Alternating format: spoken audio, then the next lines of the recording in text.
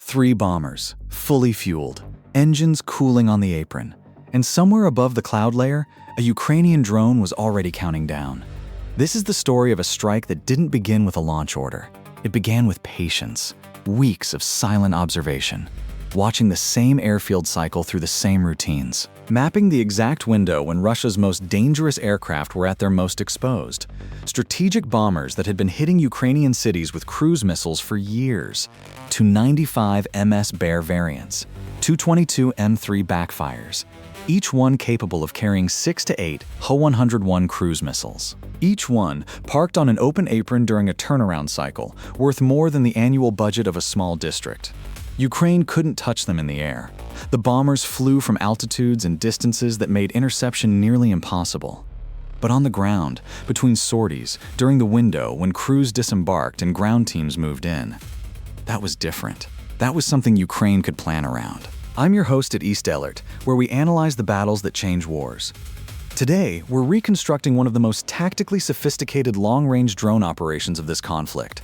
A strike planned over weeks, executed in minutes, designed to eliminate not just aircraft, but the Russian military's confidence that any airfield, anywhere, was truly safe. The airfield sits deep inside Russian territory, a facility that had operated with near-complete impunity throughout the full-scale phase of this war. Russian air defense doctrine assumed that any threat capable of reaching the base would be stopped long before arrival. Layers of S-400 batteries, Pantsir S-1 short-range systems around the perimeter, EW jamming arrays designed to blind incoming drones or send them off course. The base commander had the intelligence reports, summaries flagging Ukraine's growing long-range strike capability. He filed them, noted them, and went back to the operational rhythm that had been producing results for his side. That rhythm was the vulnerability. Ukrainian reconnaissance analysts had been studying it for 11 weeks. The intelligence picture came together gradually. Satellite imagery provided the framework. The apron layout, the blast revetments where bombers parked between sorties, the fuel lines, the weapons storage areas on the eastern edge of the facility. But satellites pass at intervals. What Ukrainian planners needed was continuous observation. That required something closer, something that could loiter. Ukrainian reconnaissance drones operating at the edge of radar coverage built a pattern-of-life analysis in the weeks before the strike. These weren't strike assets. They were watchers. Small, slow, built for endurance. They mapped the cycle. When bombers returned from sorties, ground crews needed roughly 4 to 6 hours for full servicing. Refueling, munitions loading, systems, checks, crew rest. During that window, aircraft sat exposed on the open apron. The revetments sheltered 3 aircraft at a time. When the base ran at full capacity, the overflow parked in the open. The pattern was consistent, reliable enough to plan around. Which weapon was deadlier in this operation? A. The long-range reconnaissance drones that mapped the pattern, B. The strike drones that executed the attack, or C. The satellite intelligence that provided the framework? Comment below. The strike decision came after Ukrainian intelligence confirmed a critical overlap, a moment when multiple bombers would be on the apron at once. The bombers flew in waves. A sortie cycle would see aircraft depart over several hours, hit their targets, and return in a compressed window. If Ukrainian planners timed the drone launch precisely, they could catch returning aircraft before the first ones reached revetments, while later arrivals were still taxiing in. The timing window was narrow. It meant hitting the airfield roughly 90 minutes after the first returning bomber landed. Long enough for multiple aircraft to be on the ground, short enough that most would still be in the open servicing area. But there was a problem Ukrainian planners hadn't fully accounted for. The route analysis revealed a gap in the planned flight path, about 60 kilometers where Russian mobile EW systems had been repositioned in the weeks prior, not permanent installations on older intelligence maps. These were Krasuka 4 systems, truck-mounted, capable of suppressing drone data links and GPS navigation across a radius of up to 300 kilometers. One reconnaissance drone had captured imagery of the convoy moving into position. The question was whether those systems were active and whether they covered the planned ingress corridor. Ukrainian drone engineers had anticipated this. The strike drones carried terrain-referenced navigation, a system that didn't rely on GPS or data link during the terminal phase. The drones would fly their approach autonomously, comparing onboard terrain maps to live sensor readings. Even if Russian EW killed every conventional navigation signal, they'd continue on their pre-plotted course. The EW corridor was a risk, not a barrier. Stay with me. What happens in the next segment destroys the assumption that any Russian airfield is truly protected. The drone package launched from Ukrainian territory in the pre-dawn hours. Exact numbers remain classified, but open-source analysis of strike footage and Russian emergency response patterns suggests 12 to 18 strike drones operating in coordinated waves. Not a swarm in the traditional sense. These weren't small FPV units. These were purpose-built long-range systems, likely derivatives of the Lyuti or UJ-22 class, with ranges exceeding 1,000 kilometers and warheads optimized for hard target damage.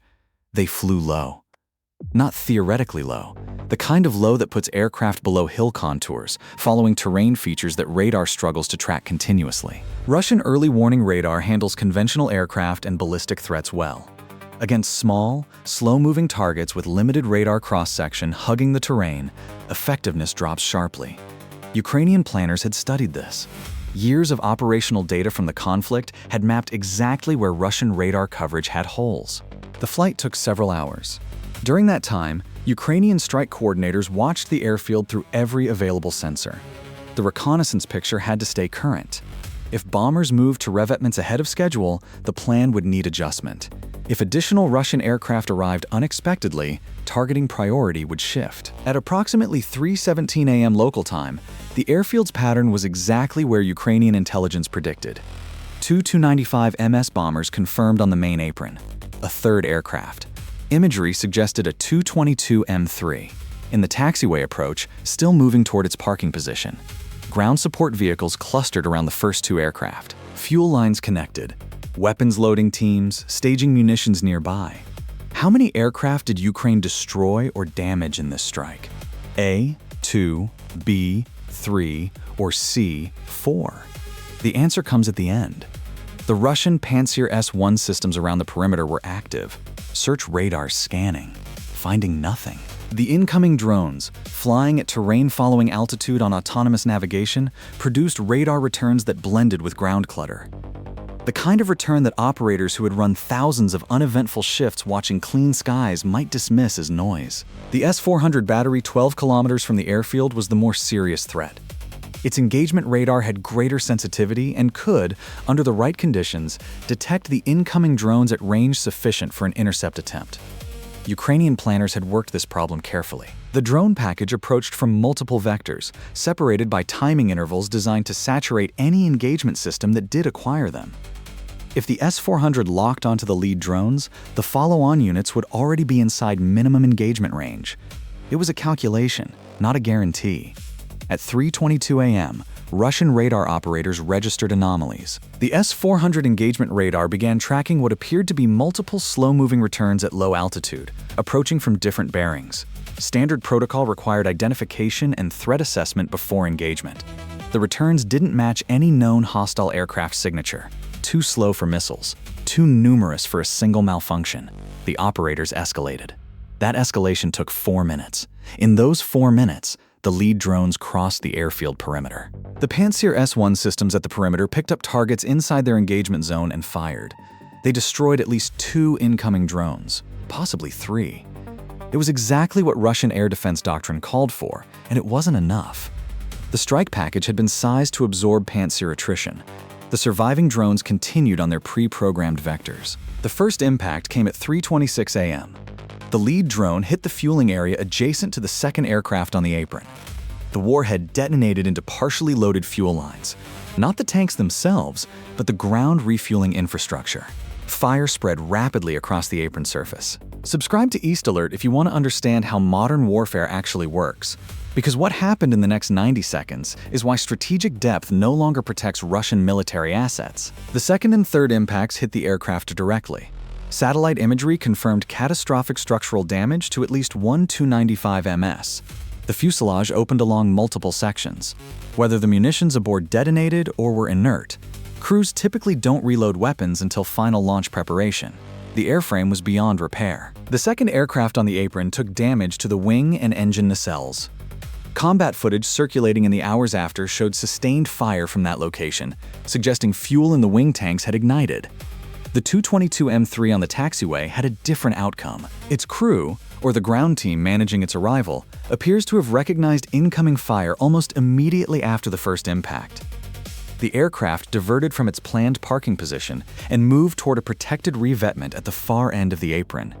It covered roughly 400 meters before a drone hit the tail section. Imagery analysis suggests damage to the variable geometry wing attachment points on one side, enough to keep the aircraft non-operational for an extended period, even if structurally repairable.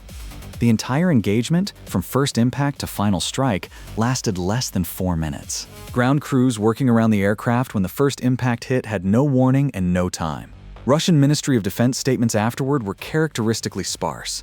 Acknowledgement that an airfield had been attacked, description of Ukrainian drone capabilities as indiscriminate, nothing on personnel casualties or aircraft damage beyond vague references to minor damage from a terrorist attack. OSINT analysis of Russian military forums and intercepted emergency communication patterns told a different story. The fire burned for 6 hours. Satellite imagery captured in the morning showed the apron still smoking. Emergency response vehicles from the nearest city were visible on the perimeter road. The scale of the response, the number of vehicles, the extended firefighting duration, didn't fit the minor damage characterization Russian authorities offered. Russian military aviation forums, where serving officers and veterans discuss operations with more candor than official channels allow, went quiet in the hours after the strike. Analysts had learned to read that silence. When Russian military aviation assets are lost in training accidents or maintenance incidents, the forums typically fill with commentary within hours. Complete silence, followed by moderator warnings about operational security, usually meant losses that command was actively suppressing. If you believe that patient intelligence work wins wars more reliably than raw firepower, type East Alert in the comments. Stepping back from the specific aircraft destroyed, what did this operation actually achieve? Each Tu-95MS represents an enormous investment. Not just the airframe, which costs roughly $150 million to replace, but the trained crews, maintenance infrastructure, and years of operational development behind each combat-ready aircraft. Russia can't simply build new strategic bombers. The production lines for these aircraft, last active during the Soviet period, can't replace losses quickly. Every airframe Ukraine destroys is a permanent reduction in Russian strategic aviation capacity. But the deeper effect was doctrinal. The strike showed that strategic depth, the idea that Russian assets positioned far inside Russian territory were inherently safe from Ukrainian action, was no longer valid. Every Russian airfield hosting aircraft capable of striking Ukraine now had to be treated as potentially within Ukrainian reach. That required a response. Russian air defense doctrine called for strengthening perimeter coverage at all major aviation facilities. S-400 systems were repositioned. Additional Pantsir units deployed. Airfield Command issued new protocols requiring aircraft to reach revetments within 30 minutes of landing rather than the previous standard. The operational cycle. The window when bombers sat exposed was shortened. Here's a question worth sitting with. Did the threat of this kind of strike change Russian operational behavior more than the physical destruction of the aircraft? Consider the resources.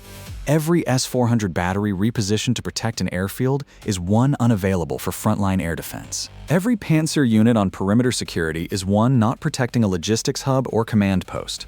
Ukraine forced a resource allocation decision on Russian command, and that decision had cascading effects on coverage elsewhere. The Krasika 4 EW systems repositioned into the drone flight corridor. The obstacle that terrain-referenced navigation was built to defeat were themselves a product of Russian defensive adaptation.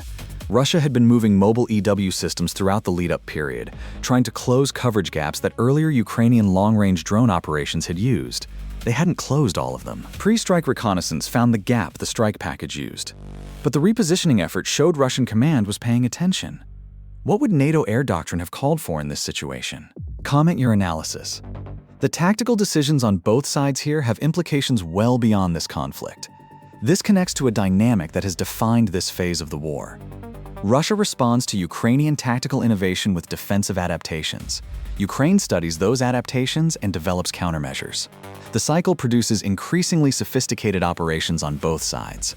But Ukraine entered it as the side with less to lose from experimentation and more to gain from disruption. Ukrainian long-range strike capability had developed considerably through the full-scale phase. Early drone operations used relatively simple navigation and depended on favorable conditions. Subsequent generations incorporated lessons from every operation that had been intercepted or jammed. The terrain reference navigation used in this strike was a direct answer to Russian EW positioning. The multi-vector approach answered S-400 engagement capabilities. The timing analysis that found the turnaround window answered the failed early attempts to hit aircraft in hardened revetments. Each Russian countermeasure produced a Ukrainian innovation. Each Ukrainian innovation forced a Russian adaptation. This strike represented a point in that cycle where Ukrainian innovation had pulled ahead, but only temporarily. Within weeks, satellite imagery and OSINT confirmed new construction at multiple Russian aviation facilities, additional revetment capacity, blast walls, dispersal pads farther from the main apron. Russia was building what would make the next strike harder. Building takes time. And in this conflict, time is measured in sortie cycles. The strike's effect on Russian bomber operations was measurable in the period that followed. Operational tempo from the affected facility dropped noticeably. Ukrainian General Staff reports and independent OSINT monitoring of Russian aviation activity both showed reduced sortie frequency from the targeted base for an extended period. Whether from aircraft losses, crew losses, damage to support infrastructure, or simply the disruption of rebuilding procedures and adding security layers, the effect was real.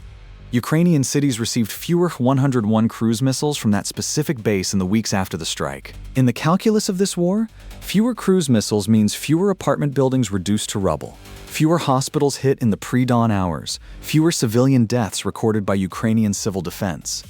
The strike was a military operation, but its strategic rationale was protective. Ukraine wasn't attacking for territorial gain or to demonstrate capability. Ukraine was attacking to reduce the rate at which its own population was being killed. That framing matters for understanding why Ukrainian command allocated the intelligence resources, drone assets, and planning time this operation required. 11 weeks of reconnaissance. A multi-wave strike package. Terrain-referenced autonomous navigation to defeat EW suppression. This wasn't cheap. The return had to be measured in Russian strike capacity degraded. The airfield was quiet in the days after. Perimeter security tripled. Construction equipment visible on satellite imagery expanding revetment capacity. The remaining serviceable aircraft dispersed to secondary fields. Panzer crews running continuous shifts. S-400 operators with new engagement parameters that eliminated the identification delay that had cost them 4 minutes on the night of the strike. Russia had adapted. Again. But adaptation came at a cost. The additional S-400 coverage pulled from frontline assignments. Aircraft dispersal to secondary fields degraded sortie coordination. The new 30-minute revetment protocol slowed the operational cycle and reduced how many sorties the base could run in a given period. Ukraine's strike achieved something frontline pressure alone couldn't. It forced Russian strategic aviation to become less efficient simply by proving that efficiency created vulnerability. Real tactics. Real consequences. East Taylor. The broader lesson, the one military analysts will study long after this specific airfield is rebuilt or abandoned, is about the relationship between patience and precision. Ukraine didn't try to overwhelm Russian air defenses with mass or punch through S-400 coverage with speed. It studied the routine, found the gap, built a solution for the specific countermeasures it expected to face, and executed against a vulnerability window that existed for roughly 90 minutes out of every operational cycle. That's precision warfare at its most demanding. Not the precision of a guided munition hitting a pre-surveyed coordinate. That's a solved problem. This was the precision of operational timing, intelligence synthesis, engineering countermeasures to specific defensive systems, and accepting calculated losses in the first wave to let the follow-on drones complete the mission. And it worked. Now, the answer to the earlier quiz. How many aircraft did Ukraine destroy or damage in this strike? 3. Or more precisely, 2 with confirmed catastrophic damage, and a third with significant damage, likely rendering it non-operational for an extended period. Open-source analysis of satellite imagery and post-strike photography supported this assessment. Russian official statements confirmed only minor damage, which in the context of this conflict's information management tends to run inversely proportional to actual losses. The Ukrainian drone operators who flew this mission won't be publicly named. Their work, months of planning, weeks of reconnaissance, the precise execution of a multi-vector strike against heavily defended targets deep in Russian territory, is exactly the kind of asymmetric thinking that has defined Ukrainian military innovation throughout this conflict. Ukraine doesn't just use the tools it's given. Ukraine rethinks what those tools are for. 3 questions worth sitting with after you've processed what happened here. Was waiting 11 weeks for the right window the correct tactical choice? Or did the delay give Russia time to strengthen its defenses in ways that nearly compromised the operation? Could Russian air defense have stopped this strike if command had acted on the initial radar anomaly reports 4 minutes faster? And what does that say about human factors in automated defense systems? And what would you have done differently from either side? Will this type of deep strike drone operation define the next phase of this conflict? Comment yes or no, because the capability demonstrated here changes the strategic equation well beyond this single airfield. Subscribe to East Alert, because we break down the battles that textbooks will study for decades. The apron is quiet now. The fires are out. Somewhere, engineers are surveying the wreckage and calculating what it would take to restore the base to operational capacity. Somewhere else, Ukrainian analysts are already building the next reconnaissance pattern, watching the next airfield's routines, waiting for the next window. The bombers that flew sorties from that base were weapons. The airfield was infrastructure. Both can be replaced, given enough time and resources. But the operational lesson, that no Russian military asset is truly beyond reach, that patience and precision can defeat strategic depth. That can't be unlearned. It now lives in the planning calculus of every Russian base commander who reads the after-action reports. Modern warfare punishes the assumption of safety. It punishes routine. It punishes the belief that distance equals protection. Ukraine demonstrated, on the night of the strike, that the most dangerous moment for a bomber is not when it's airborne running its mission. It's when it's on the ground, engines cooling, crew exhausted, ground crews clustered around it with fuel lines connected. That is when patience pays off. Real battles, real tactics, real consequences. East Alert. Stay vigilant.